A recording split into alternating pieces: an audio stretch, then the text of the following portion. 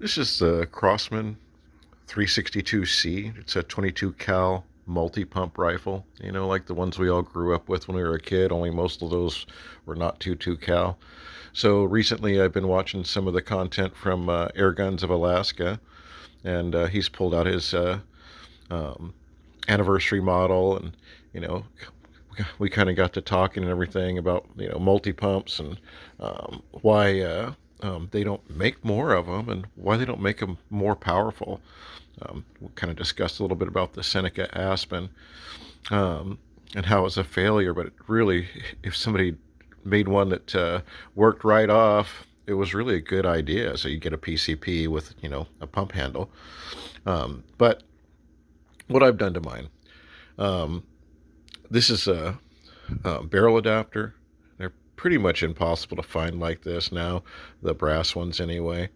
And then this is a separate front sight that you can put on. It looks a little, up close and on camera, it looks not as beautiful as it could since it's a little bit hand painted. But it's a cheap piece, but it works good as a front sight.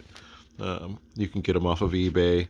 I gave it a little bit of a paint job so it was more visible because I don't have the greatest eyesight. Um, and then I've done a carbon fiber barrel shroud, so to speak.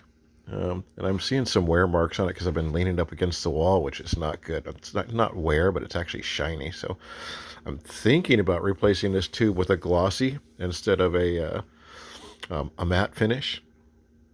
And then here's the bigger thing. So you can get this piece. It's basically just like a piece of breech that was cut out and then grooved so that you could put a Ruger rear sight on it.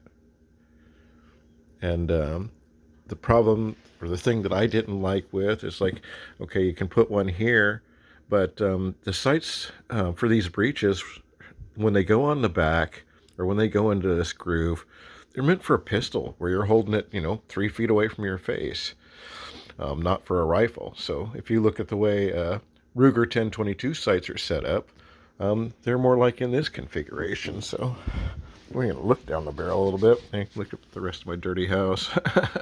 uh, so that's kind of what it looks like from behind, the sight picture, so to speak.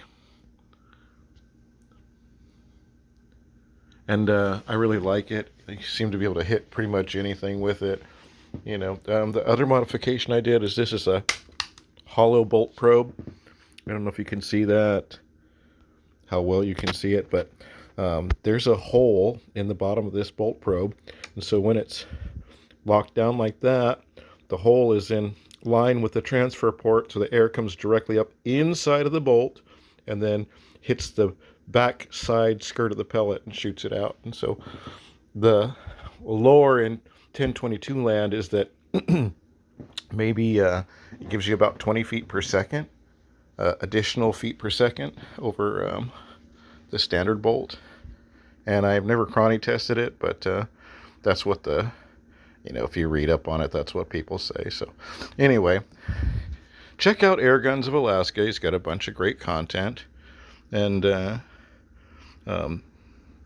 yeah, give me some opinions. Tell me what you think about this. Did you do something different? I like the iron sights quite a bit on it. It does work great with the scope, but super lightweight, wieldy, easy to point at any distance,